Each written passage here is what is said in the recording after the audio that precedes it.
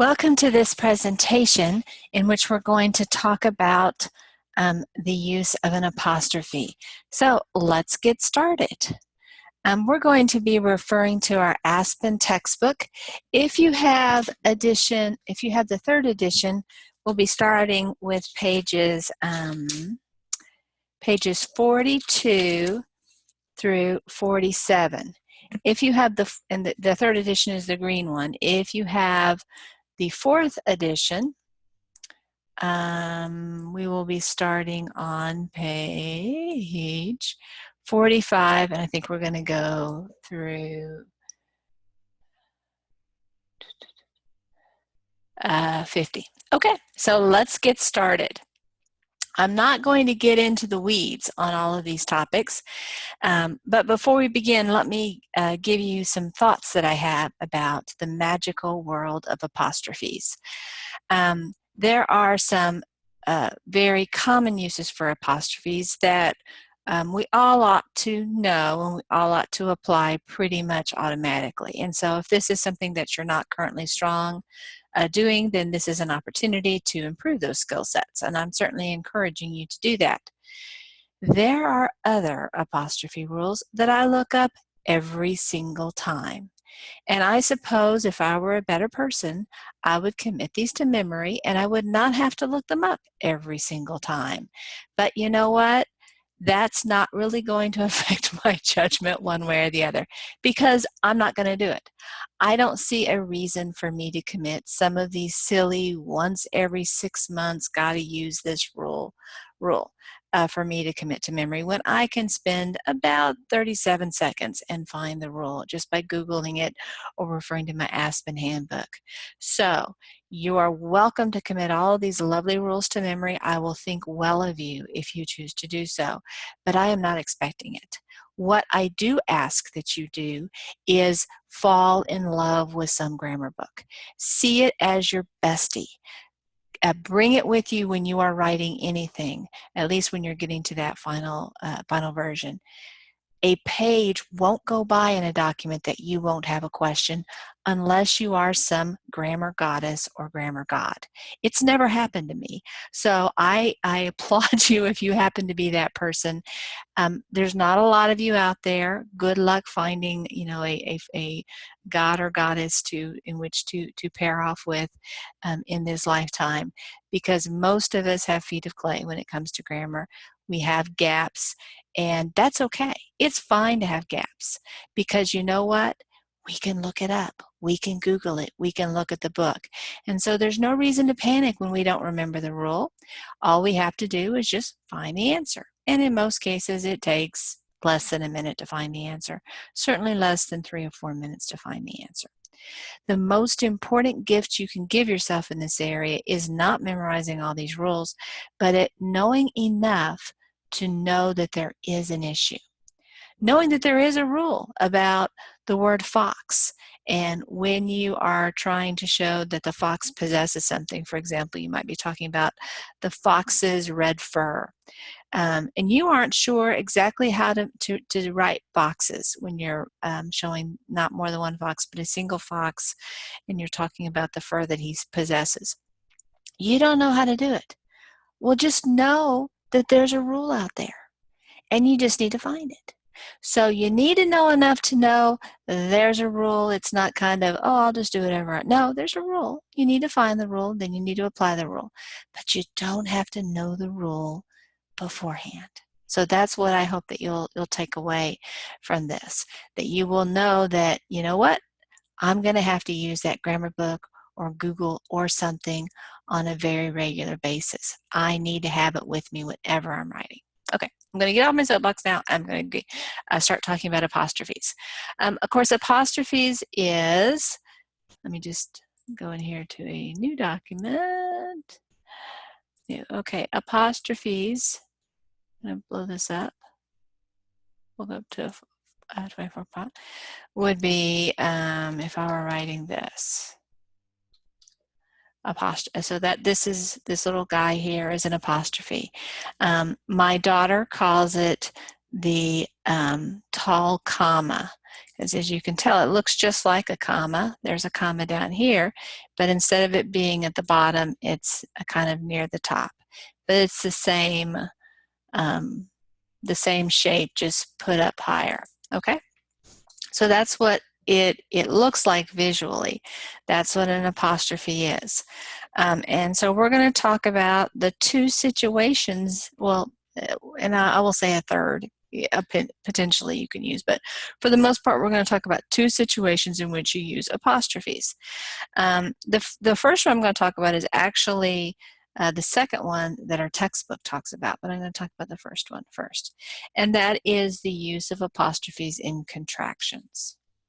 Okay, and the contraction, you can tell by the word, to contract is to make something smaller, right?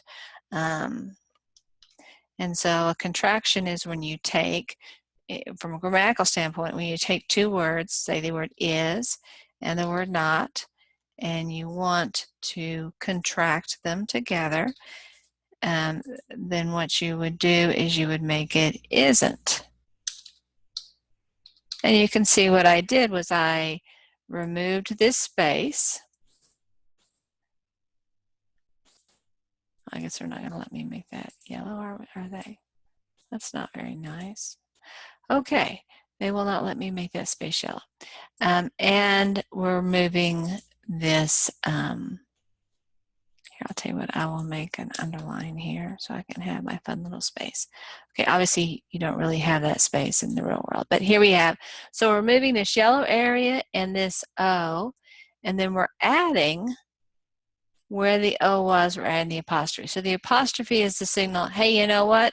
There used to be stuff here that I took out. I'm just letting you know I took it out. And so that's a clue here. You don't put an apostrophe here because all you removed was a space. You didn't remove any stuff. There weren't any letters here. It was just air. So that's the general rule of thumb with contractions in English. Let's look at another one. Do not. What is that? Well, we are going to remove the space again between the words. I mean, we'll always do that. We're removing the O again. And we're going to do don't. Same rule. We smash these together. Where the O was, we put an apostrophe. Has not. We're going to take has. We're going to remove the space there and apostrophe T. At this point, I've done only not words, so let's do some that are different. How about he will? Okay, we rarely change the first word other than smash it into the other word. There's a few occasions where we change the first word, but the usual rule is we don't change the first word. We remove the space, and then we remove some letters here. In this case, we're going to remove the W and the I. So here we have, and now we're going to put the apostrophe. The apostrophe is signaling, hey, we took out stuff, we took out the W and the I. Now we have heal. We'll do she has. Okay, she's, again, this apostrophe is all about the H and the A. So you can see in this case, when has is the first word, we keep it. When has is the second word, we contract it.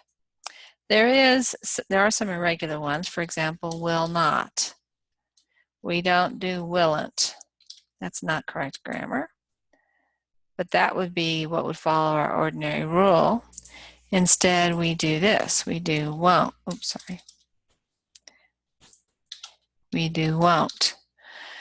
So we treat not as we ordinarily would, but instead of writing out the whole word will, we take the ILL and change it to an O. So it's irregular. It's a rule breaker. Another one is am not. We don't have a standard English way of saying this. You would think it would be amn't, but that doesn't roll off the tongue, and so that's how we got ain't, right? Obviously this is non-standard grammar, but you can see how it's a very similar version of amn't, kind of like won't. But in American English, we don't want to use either one of these. We're just going to say I am not. Or we could say, if we wanted to use a contraction, we could say for I am not, we could say I'm not. Because here, we're going to use this as our contraction. We're going to get rid of the A, and that's what's going to be the little apostrophe signal. Okay, so that's how contractions work. It's pretty straightforward, and I doubt you have too many questions about how that works, but I wanted to introduce you to the concept of how contractions work. I'm going to show you two more contractions, and then pretty soon we'll go on to the possessive part of this presentation. Let's do it is. We do its.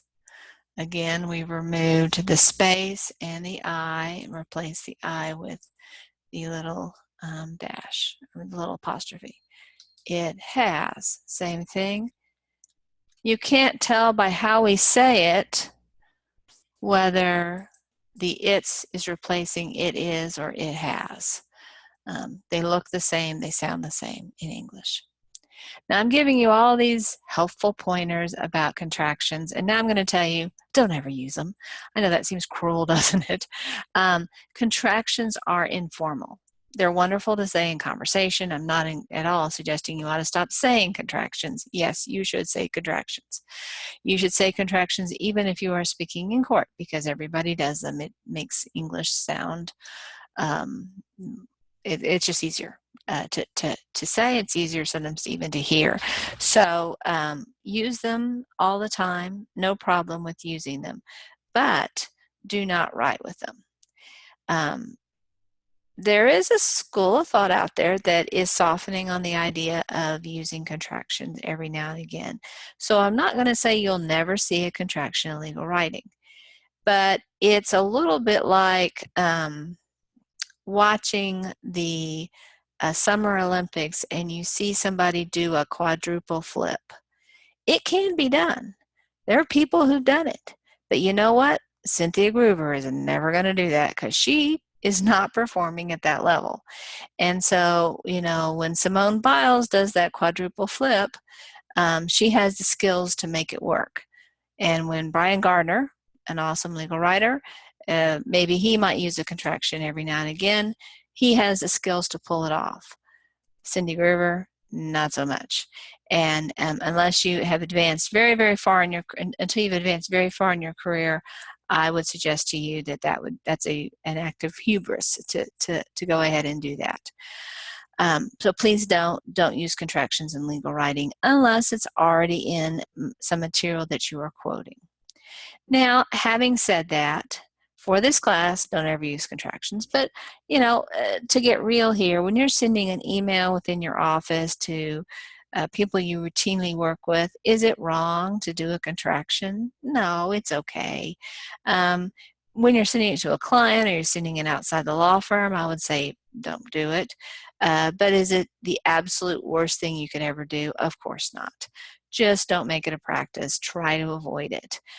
I'll be honest with you, I try not to use contractions at all when I write.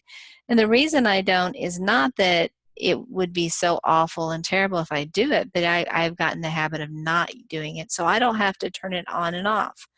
A challenge with contractions is that many of us see them so frequently and write them so frequently, we're not even really aware that we're doing them. There will be several assignments in this semester where there will be contractions. And everyone in this class, probably by the time we get to those, will have heard at least once from me, don't ever use contractions. But their eyes will just go over that contraction. They won't see it because it's such a common thing to see. And I get that. I understand that it is something we see all the time. And so you almost have to train yourself to be sensitive to it, to see that it isn't what you want to have. So the bottom line is I've explained how contractions work. Now forget this knowledge. Never ever use this because you should not be using contractions in legal writing. Okay, now we're going to flip and we're going to talk about what we're mainly going to talk about, which is possessive. So what does possessive mean? This means that a person or a thing owns something. And I'm going to put owns in quotes because many times when we say possessiveness, there really isn't ownership involved, at least not in the way we ordinarily think about it. For example,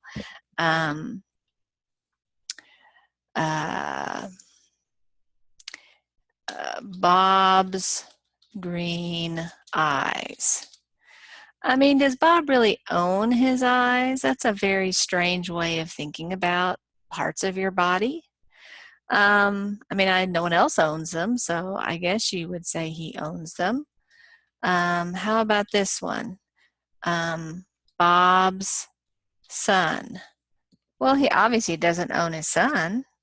If his son is an adult, his son doesn't even have to listen to him. But we certainly know that there was a relationship here. So when we say that a possessive shows ownership, it can. Let's do another example. Bob's car. Yeah, Bob owns the car, but he doesn't own his son, and he doesn't quite own his eyes. We might say Bob's dad. Again, Bob doesn't own his dad. Bob's girlfriend. He definitely doesn't own her, right? So we use the term possessiveness to show a relationship in many cases. And so that's really probably a better way of thinking about it. Instead of thinking about it as possession or ownership, it has in many cases to do with a relationship. So let's say that you are hearing a word that you think of as a noun, and let's say it's the word cars. And you're not sure whether that S sound that you're hearing is there to mean that there's more than one car, or maybe there's just one car, but it is owning, something. So it should be possessive. So let me just actually list this a little closer. So here we go. So this is one possibility. Another possibility is that it's owning something. The third possibility is that it's plural and also owning something. And then a fourth possibility is that it's a contraction. So let me construct a scenario for all four of these to show you how they all sound the same, but they all have different meanings. So plural could be Bob owns 2 cars. Okay. Singular but owning something. The cars brake fluid. Okay. Plural and also owning something.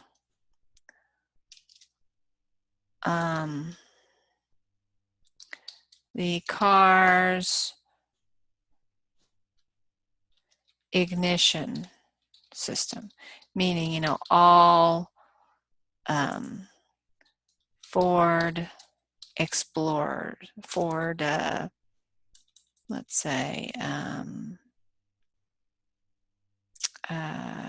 Prius. Let's say a Ford Prius. The Ford Prius car's ignition system. So we're talking about all the cars together that happen to have that system. In a contraction, the cars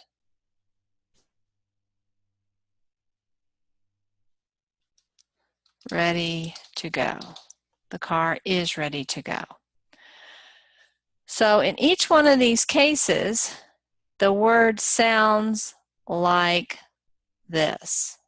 Each one of these cars sounds exactly alike. But there's 3 different ways of representing it, and one way of representing it actually means 2 different things, so even that's ambiguous.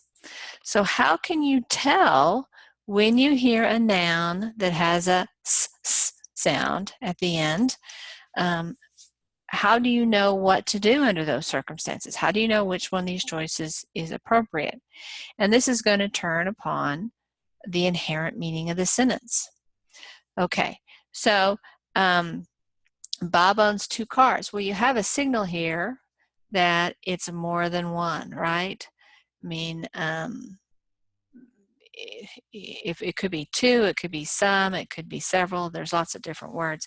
But either within the context, it's obvious that there's more than one of those, or there's some signal that tells you that it's plural. Or it could be Bob owns a car's headlight. Well, this tells you, wait a second, this tells you it's not plural. So we know we're not in a plural universe here. So we know that s sound we're hearing isn't because of this first rule. So consider is the word plural. Let's consider the issue of ownership. So if the car owns something, you have to be able to find something in the sentence that it's owning or that it's having a relationship with. The car's brake fluid. This is an example. So what we're seeing here is the car has this relationship with its brake fluid. I mean, it's kind of silly to say a car owns its brake fluid, but you know, there's certainly a relationship there. Many times, whatever the car owns will come immediately after that. It'll be the first noun to the right of the word that you think is possessive. But it doesn't have to. We could say this. The brake fluid is the car's. That also works. So you can't always know for sure, but a good clue is if you have the possessive and it's followed by a noun and there's that, you have a noun that doesn't seem to be plural, that has an S sound, and it's followed by a noun that has a relationship, there's a pretty good chance that there's some ownership going on there. Okay? There's a test to see whether we're talking ownership or not. And that is, let me just go, we'll take this expression right here. We'll go to the next page. Here we go. Okay. Oops. Here we go. Okay. So we have 2 parts here. We'll put this in green and we'll put this in fuchsia. We're going to flip the position of these. Copy.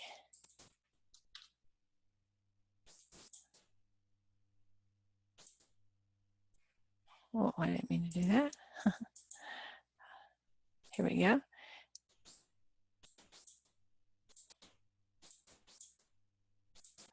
Okay, so we flipped the position. Now between these two, this in gray, we're going to use the word of.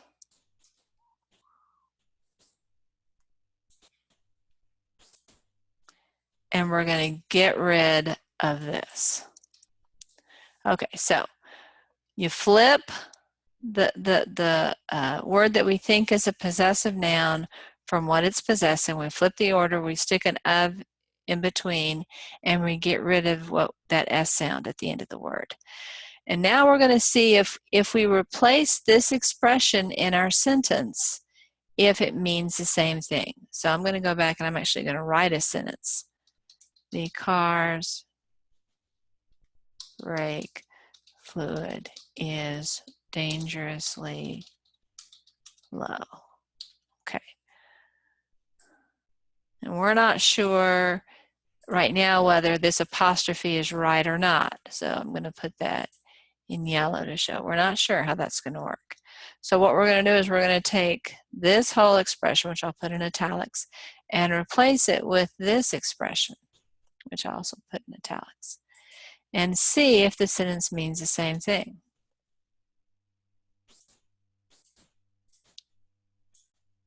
Obviously, you'd have to drop this to a lowercase.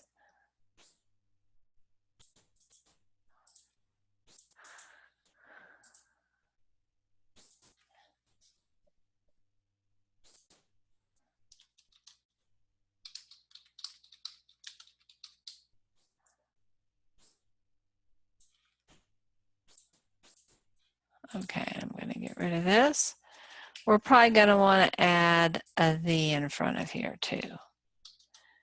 Okay, the brake fluid of the car is dangerously low. Does that mean the same thing as the car's brake fluid is dangerously low? Yes, it does. And so when you can do that switcheroo, you switch the positions, you add an "of" and you drop the apostrophe "s." If that works, then that tells you it's going to be a possessive situation. Okay, so that's how you tell. Of course, you can have possessiveness when you have plurals as well. Let me come up with an example here. The attorney's office. We don't know when we hear this spoken whether we mean there's a single attorney and she has an office, and that's what we're going to talk about, or there's a group of attorneys and they all share the same office. There's no way with just our ear that we can tell where that apostrophe is because they sound identical. So you have to listen for context to decide whether the apostrophe goes here, which of course would indicate there's a single attorney, this is where his or her office is, or whether, no, it's not a single attorney, we're in a plural situation and they all share an office together. So you can't tell just by listening with your ears. You have to look for context clues, and you look for the same things that you look for when we were trying to figure out how many cars Bob owned. So you look for context clues to figure that out. And sometimes there aren't. Sometimes you can't tell. You don't have enough data. Language, unfortunately, is not always the most precise. The final thing is the contraction situation. Unfortunately, a fair number of contractions in English, I didn't actually do a lot, but this is an example of one, has apostrophe S. Well, that's also how we make possessiveness. So let me just give you a few examples. So here we have cars. Here, let me just do apostrophe S here, cars. So this could mean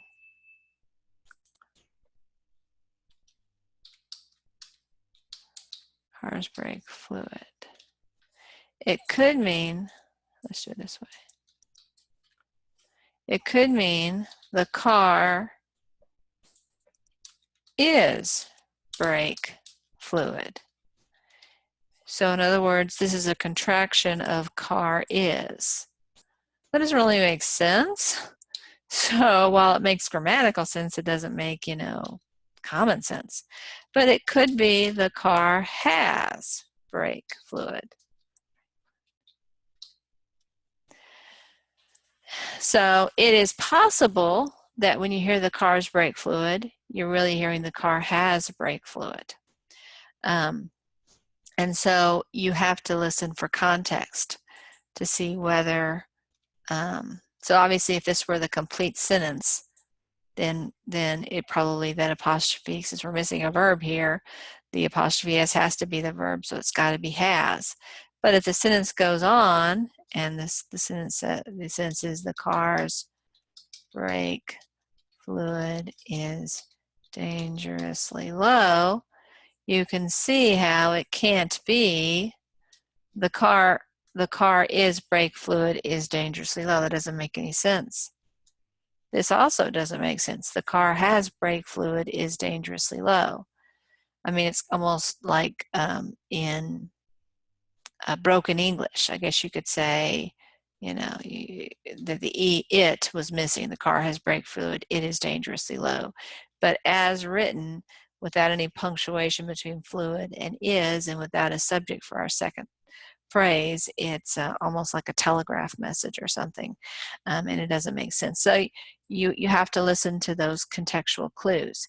But again, if you think that it may be a contraction, test it by replacing the apostrophe s with the word is and the word has to see if either one makes sense. If it does make sense, then we're in good shape. Going back to our original sentence we have here, the car is ready to go. That makes sense. So that is, of course, what we meant in this context. So that is the approach. So you have to sort through those 4 possibilities to see which is appropriate. Unfortunately, the textbook doesn't really walk you through that. The textbook assumes that you can identify possessive situations and you can identify contraction situations, and you don't need help sorting between those. If you do need some support in that area, though, there are lots of resources available. It's something you're probably going to want to spend some time going through some examples to kind of see where your points of confusion might be. Come see me if you'd like some advice on where to find those resources, and I'd be happy to drill with you on that area. But going forward in this presentation, we're going to assume that you have a good understanding of when a possessive situation has arisen. Okay, so let's turn to our book. I'm going to actually put it up here now. We have our apostrophes. We have 3 rules when we're talking about possessives. The first rule is, and this one's pretty straightforward, you've probably seen this before, is you add an apostrophe and an S. It's going to look like that to show possessiveness for all singular nouns. We've already seen that when I've been writing about the word car. So if it's car apostrophe S, this is our way of saying the car owns whatever comes next. The car's back seat, for example. Now, that's the usual rule, and most of us know that pretty well. But sometimes we get thrown if the noun ends with a quirky letter. And some examples are S, X, K, and Y. So let's look at some examples here. The girl's coat. Pretty straightforward, right? The girl owns this coat. Girl ends in an L. We're going to put an apostrophe S. And you can see they do the same thing that we did before. They took this part, the thing that's being owned, put it in front of the girl, they added of in between, and they took off the apostrophe S. That's one way of checking. Plaintiff, again, we're going to add an apostrophe S to it. Anyone, we're going to add an apostrophe S. Now we have some quirky ones. Let's look at Charles's. You can hear when we say it, Charles, and then we add an extra syllable. When we were saying girls, we don't add a syllable. Let's just, let me say the word girl on its own, girl. Now let me say it with an apostrophe S, girls. There's an extra sound, but there's not an extra syllable. That's the usual way we make the possessive situation. Similarly with plaintiffs. Plaintiff, 2 syllables. Plaintiffs, 1 extra sound, but still just the 2 syllables. But when we do Charles, Charles is 1 syllable, but we say Charles says. You have to add another syllable because otherwise you wouldn't be able to show this new sound. I guess you could say Charles for a super long time, but that's kind of weird. And so we have to add the syllable here. Because we're adding the syllable, sometimes people think we ought to add an E, because usually, honestly, in English, when we have a new syllable, we almost always have a vowel to be a part of that syllable. And so many times people want to add an E, but it doesn't work. It's not necessary. The apostrophe S can create its own syllable when it's necessary for pronunciation purposes. Xerox, 2 syllables. Xerox as, 3 syllables. But again, it's just going to be the apostrophe S. Witness, 2 syllables. Witness as, 3 syllables, still apostrophe S. Boss, boss as, still apostrophe S. Texas, Texas says, still apostrophe S. Congress, Congress says. Marine, oh, this is a little bit different. Obviously, when you say Marine Corps, you don't pronounce the P and the S. but when you're talking about possessive, you would say the Marine Corps' motto. So the same rule applies. So just remember, whenever you have an apostrophe, whenever you have a singular noun, we always do apostrophe S.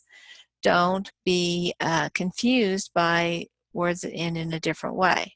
Of course, the real bottom line is just Google it. You don't have to memorize this stuff. Just look it up.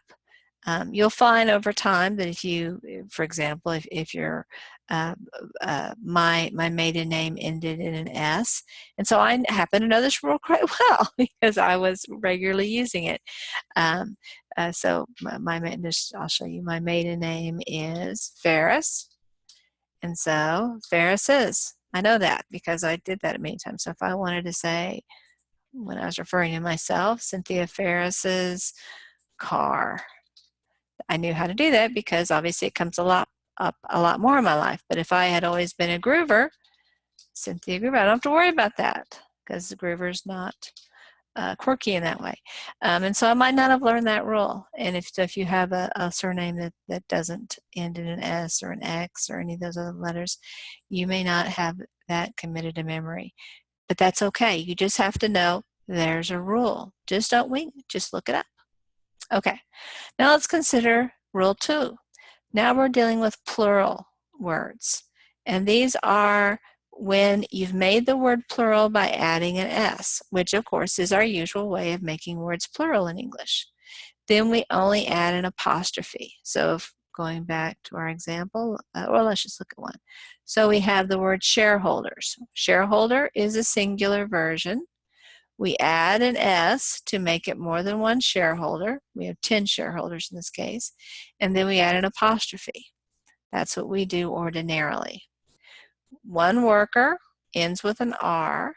When we want to make it more than one worker, we add an S, it becomes workers, and then we add the apostrophe. And that makes sense because the apostrophe, because the difference between talking about 10 shareholders, that sounds just like the 10 shareholders agenda. We don't make a difference in how we say the word, whether it's possessive or just plural. They sound the same. And so while we can see the difference with a little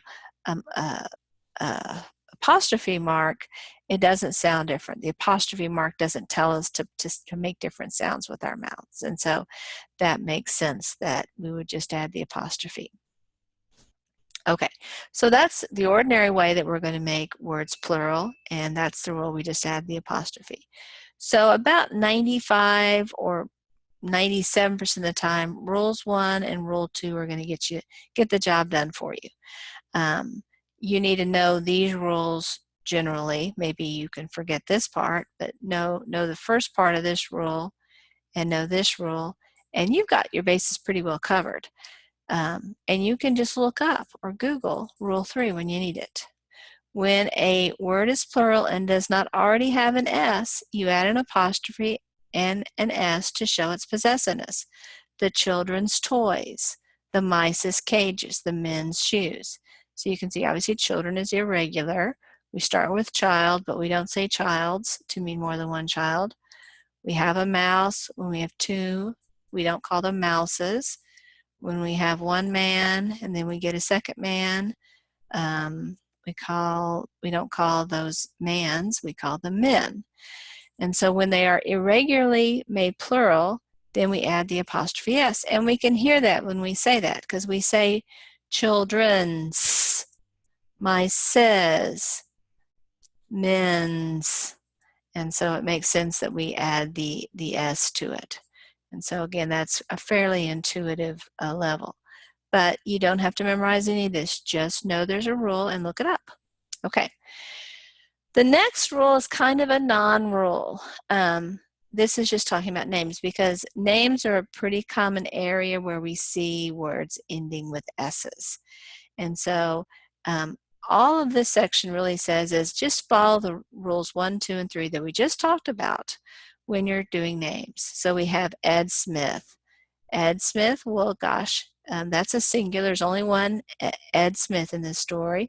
We're going to add the apostrophe S. We're going to apply rule 1. Let's see how that works out. Ed Smith's pleadings were filed yesterday. The Smiths are giving a party next week. Okay, well, we haven't, in this case, the Smiths are not possessive, so that's fine. The Smith's house is large. So we're not just talking about one Smith, but there's a whole family of Smiths who live there. Okay, well, we make Smith plural by adding an S. And when we make words plural through the normal mechanism, which is rule 2, we just add the apostrophe, which is what they did there. So you can see, even though there's this whole fancy-dancy section about this, we're just applying rules 1, 2, and 3. Okay, so let's look at this. We have Tim Jones attended the conference. Ellen Lynch attended as well. Obviously, these don't have any possessiveness. The Joneses are wealthy, so we've just made this plural. We aren't actually talking about the plural rules. The Lynches bought a new car. Again, we made it plural with ES. Now here we have the Joneses' house is in Chicago. Okay, well, let's go up. This looks just like rule 2. When you've made a plural and it ends in S, we just add the apostrophe. Rule 2. That's what we have here. We took Joneses and we added the apostrophe. We took Lynch's, we added the apostrophe. So this whole section isn't really necessary because it's just the application of rules 1, 2, and 3. Okay, now this tip is talking about a practice, because the reason why they have this section is that it's not infrequent for you to see people dropping off the, going back to my example. Oh, here we go. It's fairly common to see people make possessives like this, even though Cynthia Ferris is only one person and she owns this car. Instead of adding the apostrophe, some people would just add the apostrophe. It's a thing. You see it pretty commonly. It is used fairly commonly in newspapers, and you'll even see it sometimes in books. It's usually used to save space. Newspapers really worry about using the least amount of paper they can, because, I mean, that's a cost to them. And so if they can figure out a way to save space, they're going to do that. It's not preferred. If you were to follow that newspaper rule, you would see that, here we go, that they're basically making an exception in these cases to the rule. But you shouldn't do that. So the takeaway is, even with names, apply rules 1, 2, and 3. Okay, these next special situations are quirky and odd, and again, I recommend that you Google these when you encounter them. You have to be able, the tricky part of this is you have to be able to spot the situation, know what the situation is, and know there's a rule about it. So let's go through these. Sometimes you'll have a unit that does something together. And so the question is, do you make each part of the unit possessive? Do you say Lewis's and Clark's expedition began in 1804? You could actually say that, but they're really considered a unit, the Lewis and Clark expedition. And so it's appropriate to do that, to write out the whole name and then add the apostrophe S. Here you can see that the mom and the dad own the house together. This could be, you know, that they have tenancy in common, that the mom doesn't own the front house part of the house, and the dad own the back part of the house. Every one of them owns every single inch of the house together with their spouse. And so you're thinking them as a unit who are owning this together, so you're going to say apostrophe S. I mean, you could have reversed the order. You could have said, my father and mother's house is large. It doesn't matter the order. Dan and Liz's wedding was yesterday. Obviously, they share a wedding. They're getting married. So you could have said Liz and Dan's wedding was yesterday. Now, this is the rule, the joint possession rule, but I'll tell you, you know what? I'm not going to lose sleep if you happen to make it Lewis's and Clark's exhibition, and or you say my mother's and father's house, Dan's and Liz's wedding. This is one of these rules that, yes, you're technically supposed to do this. It's wrong not to, but it's a misdemeanor in the world of grammar sins, okay? So don't worry excessively about it. I'm not going to test you over this in this class. And I'm talking about in the Advanced Legal Documents class. Okay, let's talk about, sometimes there's joint possession, but sometimes there can be individual possession. So here we have the plaintiff's and the defendant's opening statements were quite different from each other. Well, obviously the plaintiff and the defendant don't share an opening statement. The plaintiff made an opening statement, the defendant made an opening statement. You can see we have the plural here. And so you wouldn't say the plaintiff and the defendant's opening statements because they're not a unit. They're not doing this thing together. And here we have Dan's and Liz's wedding rings. They're not sharing one wedding ring. Liz gave Dan a wedding ring. Dan gave Liz a wedding ring. They're sharing the wedding, but they're not sharing the rings. And so in that situation, you would make both words plural. Now this rule to me is very funky, and I actually don't follow it. I continue to take even ancient proper names and apply rules 1, 2, and 3 to it. But I do agree with the advice that in this case, it's probably better to use that of structure that we were talking about. Instead of saying Jesus' teachings, saying the teachings of Jesus. The laws of Moses say instead of Moses's laws, or right instead of Moses's laws. Company and organization names, a better practice is to use these as adjectives and not as possessive nouns. So instead of saying American Airlines is bankruptcy filing, just act like it's a bankruptcy file, that American Airlines is describing a bankruptcy filing, the United States position on foreign policy. It's not, in my opinion, wrong to use possessive. Obviously, in this case, you'd put the apostrophe after the S in airlines. You'd put the apostrophe after the S in states. And then this is a good practice. Google the name of the company to see how they like to make their words plural. You'll see all kinds of practices here. You could easily imagine that Mrs. Fields would put an apostrophe between the D and the S. You could imagine that Starbucks might put an apostrophe between the K and the S, but they don't. And so I would stick with whatever that particular company's practices are. Okay, don't do this one. It looks so weird. Yes, it's technically right, but you really, really have to be a grammar nerd to look at that and think that that's right, because it looks so, so wrong. And so I promise you 99% of the people in the world, if you submit a document like this, they will think it's a typo, you forgot the S. And so even though you will be right, no one will know that you're right, so you don't want to do that. So you would definitely want to write that. Rewrite that so you can avoid that problem. Okay, let's talk about compound words. And this is where you would, let me just give you an example here. This is important to keep track of because, let me just give you an example, Attorney General. If let's say there's a meeting of the various states' chief attorney.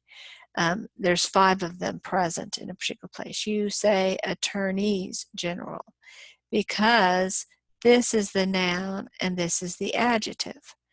Typically in English, we put our adjectives first. We say the blue car. We don't say the car blue.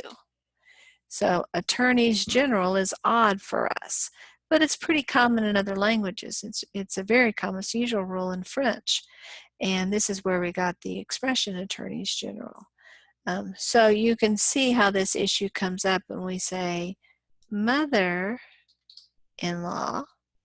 You see we only have one at a time, but if there were a group of people who had married whose children were married, we would call that group mothers-in-law. We wouldn't say mother-in-laws to mean more than one mother-in-law. That's not correct. So that's how you make it plural. So a related question is, well, how am I going to make it possessive? And the rule is by adding it to the end. So now they don't tell us the more interesting question, which is, what do we do when we have mothers-in-law? I guess we also do an apostrophe or mothers-in-laws, but they don't answer that question. So you'd have to Google that one to get the correct answer. This next rule is idiomatic with English. We talk about time, so 2 hours time. Obviously, hours don't own time. 3 weeks notice, 3 weeks don't own notice. That's an idiomatic expression that we have in English. Again, if you can't remember whether you use an apostrophe or not under those circumstances, just Google it. And the last rule is, occasionally, it's not very common in English, but occasionally a word will end in a silent S, and usually it's something that we borrow from another language. So we have the word Chablis here. This Chablis, and then typically we're going to add an S sound when we're making it possessive. This Chablis taste is dry and fruity. Well, the rule is to just add an apostrophe. I don't like that rule because you actually do make a sound. And so in my opinion, it ought to have an apostrophe S. But I don't make the rules. I just describe them. This is a handy-dandy way of sorting through the rules. So you might want to get yourself a cheat sheet of some of these rules that are challenging for you. My guess is if you were to start a cheat sheet of the rules that are really kind of things that throw you for a loop, and everyone's list, of course, will be different. Some will have problems with this issue, some will have problems with this issue. But my guess is if you put it down into kind of a little cheat sheet or cheat sheets, you probably will find you won't have more than 5 or 10 pages when you're done, and it will be a very handy resource that you can use without having to worry excessively about Googling stuff. We've already talked about contractions, but I do want to go back to an issue that I touched on very briefly, kind of prepping it. Let me go back and look at this again. It is the issue of it is and it has. And you can see we did this with an apostrophe S. Whenever you have contractions in English, you have to have an apostrophe. You just have to. It's just the deal. When you take a noun and make it possessive, you're going to have an apostrophe. It's just the rule. But when you have a pronoun and you put it into the possessive case, we don't use apostrophes. So let me show you what I mean. Mary has a cat. Her cat is brown. We're not going to use any apostrophe on her, and yet, of course, this means if we were to remove her and replace it with our noun, it'd be Mary's cat is brown. Well, Mary is a noun, so we're showing ownership. We have to use an apostrophe. But when we're using a pronoun instead, we're going to not use an apostrophe. So this is an important point. Pronouns that convey possessiveness never have apostrophes. Really important fact, very commonly missed. Okay. Let me switch it up. Now Bob has a dog, we'll say. Bob has a dog. His dog is red. Okay. Of course, his is replacing Bob's. If we had repeated Bob, we absolutely would need an apostrophe S. With his, we do not use an apostrophe. Now, his does end with an S, so I could imagine someone being tempted to do this. or being tempted to do this, but that would be incorrect. But you know what? You didn't need me to tell you not to put an apostrophe on her, and you didn't need me to tell you not to put an apostrophe on his. But this is the one. This is what I'm talking about. This is what the source of concern is. The book is old.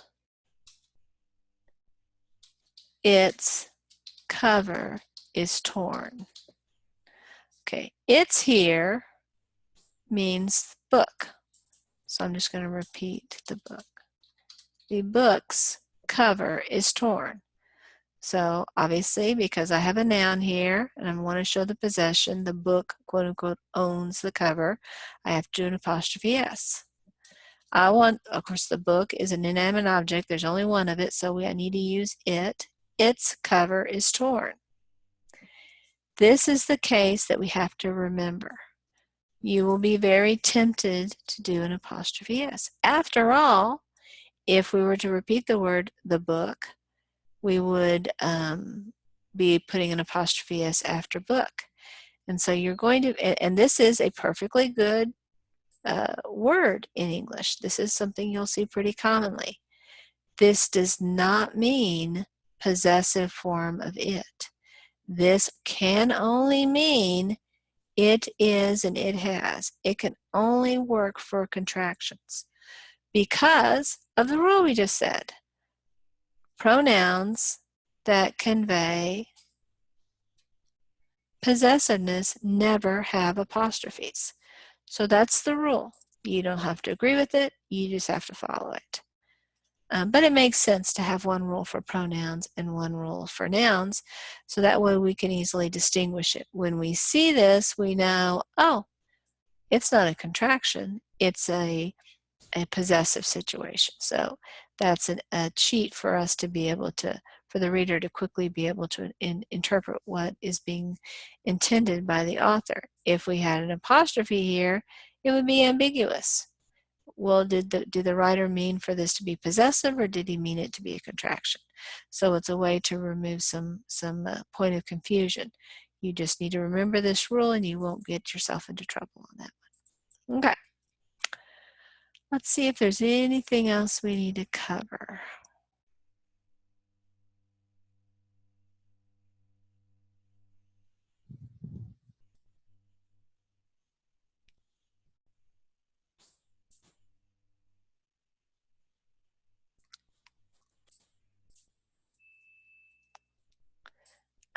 I think that we are in, oh, this is an example too. This is one that people also mess up on. When we use a pronoun not next to its noun, so let me just write here, let's see. So, let me just, here we go. Mary has a file. Her file is blue. Okay, so we said her. And you would not have been remotely tempted to use an apostrophe here. But let me change it up. Or let me write another sentence. The red file is also hers. This is the situation where you might be tempted to put an apostrophe, just like you were tempted with the its, but you're not going to, because you will remember our rule that says we never use, where did I have that rule? It's somewhere here. Here. Her is obviously a pronoun, and we never use a pronoun to convey possessiveness. We never use an apostrophe on a pronoun that conveys possessiveness. So don't do it. Don't put an apostrophe here. Wrong, wrong, wrong. Okay. If you want to test yourself a little bit on these particular questions, that can be a good way of confirming that in fact you have mastery of the material. And of course, if after you've done it you are not quite sure if you've mastered it, maybe you have ongoing questions and you're uncertain, about what the correct answer is or why the correct answer is a particular answer, then be sure to come see me and we'll talk through those. There is an answer key in the back of the book, and those can be helpful in making sure that you're getting them correct. Anyway, thank you for your attention. I think that we are done with the wonderful world of apostrophes. Hopefully this has opened up all kinds of horizons in your life, and you will be able to apply this knowledge throughout the rest of the semester and in fact for the rest of your natural lives.